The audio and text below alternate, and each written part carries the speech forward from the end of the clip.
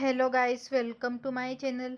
आज के एपिसोड में हम देखते हैं कि डॉक्टर गोपी का चेकअप करने के लिए घर पे आते हैं। वो उसके रूम में जाते हैं और उसका चेकअप करते हैं और हेतल और कोकिला उसके बारे में पूछते हैं। फिर अहम भी ऑफिस से घर आ जाता है। वो उसके कमरे में जाने लगता है। डॉक्टर उन लोगों से कहते हैं कि गोपी को 10 मिनट डेली चलाना। फिर अहम ऊपर आता है और कहता है कि मुझे आने में लेट हो गया हूँ। फिर कोकिला कहती है कि अहम तुम क्यों आए ऑफिस से, हम यहाँ पे सब थे। अहम कहता है कि गोपी का चेकअप था इसलिए मैं आया। कोकिला कहती है कि लेकिन हम लोग यहाँ पे थे, हम लोग सब कुछ संभाल सकते थे, तुम्हें आने की कोई ज़रूरत नहीं थी, तुम अपना ऑफिस का काम छोड़कर क्यों आए। और वो उस पर गुस्सा हो जाती है। फिर डॉक्टर कहते हैं कि अच्छा हुआ आप आ गए और आप वैसे भी अच्छा ध्यान रखते हैं। और वो अहम से कहते हैं कि ध्यान रहे ये डेली कम से कम 10 मिनट के लिए वॉक करे। फिर गोपी मुस्कुराती है। फिर डॉक्टर वहाँ से चले जाते हैं। फिर कोकिला कहती है कि गोपी अगर तुम्हें किसी चीज़ की ज़रूरत पड़े तो हमें बताना। फिर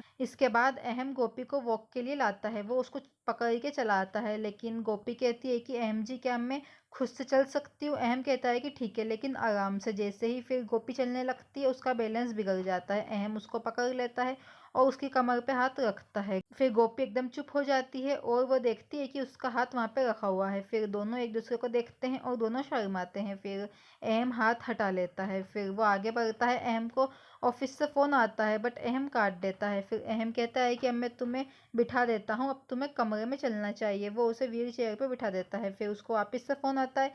वो भी कहती है कि अहम जी आप फ़ोन उठा लीजिए।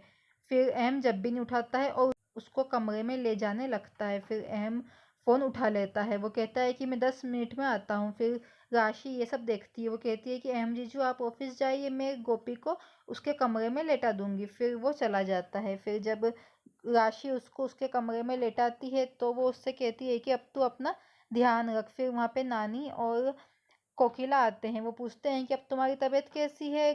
को गोपी कहती है कि अब पहले से बेहतर है। फिर राशि उसके लिए एक बेल लाती है। वो कहती है कि गोपी तू ये ले और तू अगर रिमोट दबाएगी तो बाहर आवाज़ आएगी और हम समझ जाएंगे कि तुझे हमसे कुछ काम है। इससे तुझे तकलीफ भी नहीं होगी और हमें पता चल जाएगा कि तुझे हमारी ज़रूरत है। फिर कोकिला कहती है कि ये सब की ज़रूरत नहीं थी, लेकिन फिर नानी उससे खुश हो जाती है। फिर वो लोग अपने कमरे में चले जाते हैं। फिर गोपी कहती है कि राशि बहन आप मुझे ये चलाना सिखाइए। फिर राशि उसको यूज़ करना सिखाती है और कहती है कि जब तू ये बटन दबाएगी तो हमें बाहर आवाज़ आ जाएगी। वो कहती है कि ठीक है।